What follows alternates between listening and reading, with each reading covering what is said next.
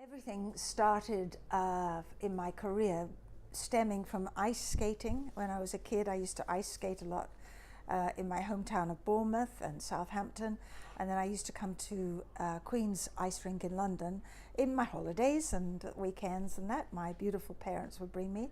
The manager then introduced my parents to this talent scout who said, "We need a skater for a show in Paris to take over from a skater called Jacqueline Dubief, who was an incredible champion of ice skating." So of course I was all excited about that. Anyway, that fell through in a matter of a week. But they said, "Would you like to dance in a chorus line?" Now, I'm a convent girl. I haven't been away from my mum and dad. And the first job was Las Vegas. So they blessed their hearts. They said, "You can always go back to school, back to college, but they let me fly, they let me spread my wings." So they signed for a chaperone and I flew away. And we went for 3 months to Las Vegas and stayed for 6 months at the El Rancho, Vegas. Now that was the very first hotel come casino come showroom on the Strip. It was the very first one to be built. Then up sprung the Flamingo, the Sahara, which was opposite us on the Strip, a little bit further up the Desert Inn, which was where Sinatra was, and it was the most amazing experience for a 16-year-old girl. It was just wonderful, absolutely wonderful. Music is my first love.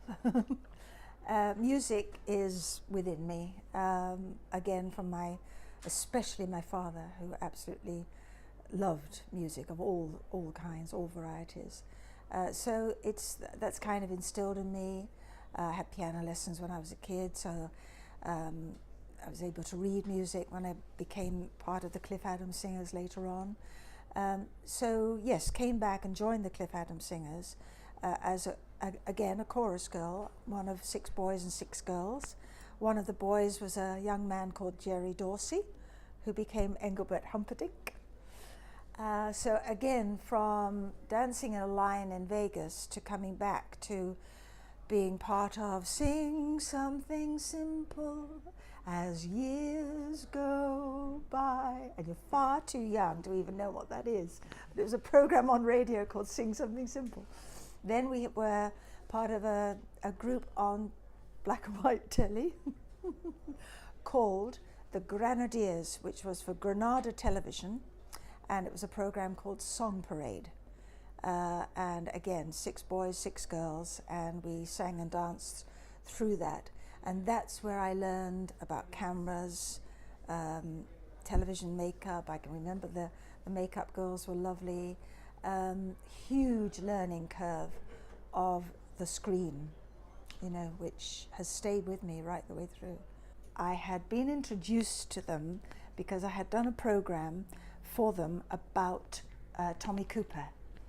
And it was a magical time. They took me back to the Palladium and showed me old footage with Tommy and all of that. So when the idea of Last Love in Vegas came along, it was like an early sort of bell ringing, really. And then there was a huge 6-month wait of wondering whether it was going to happen or not, and all of that.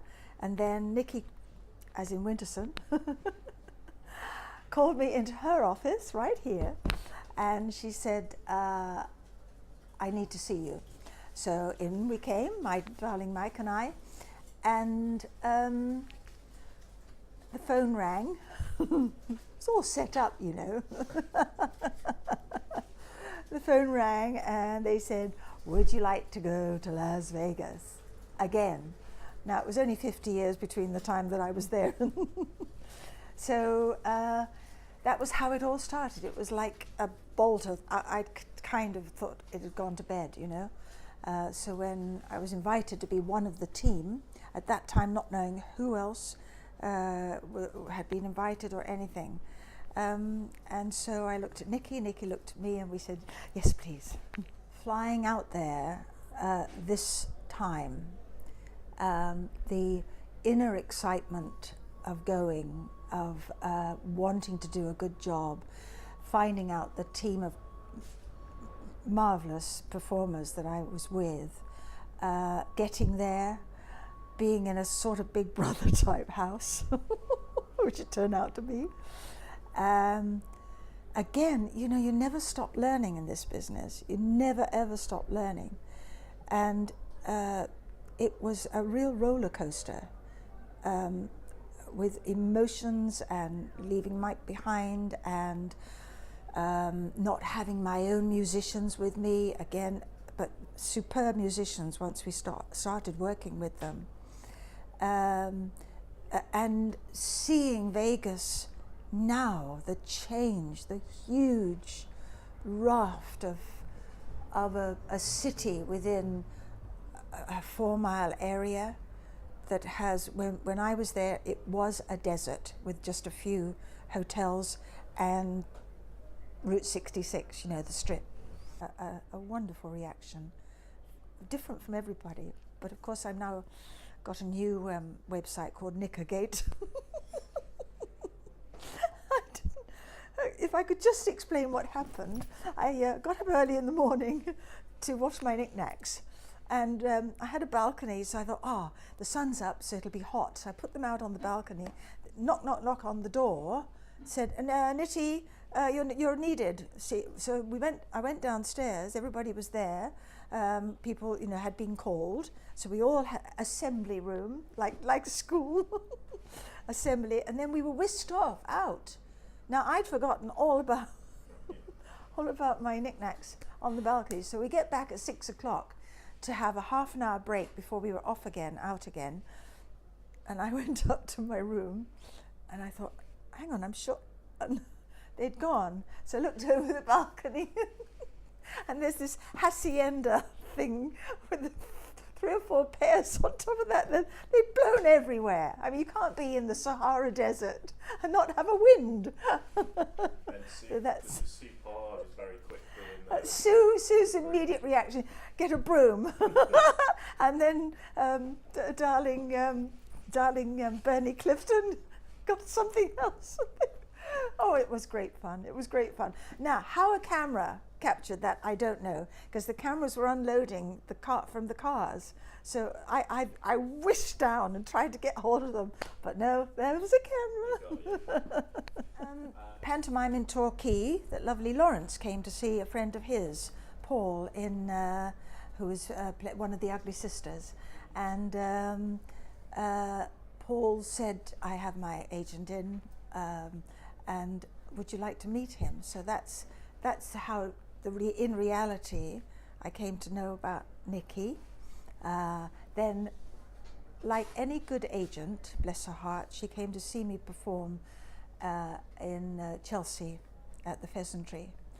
And we met, and a little bit of chemistry.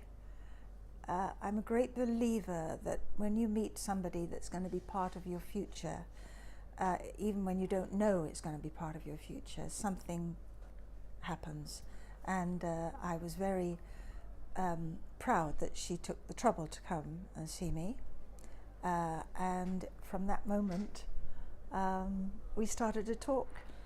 And it's kind of evolving. She knows that I'm over 21, so I'm used to the fact that things don't tumble into my lap very easily. However, I think we both know that there's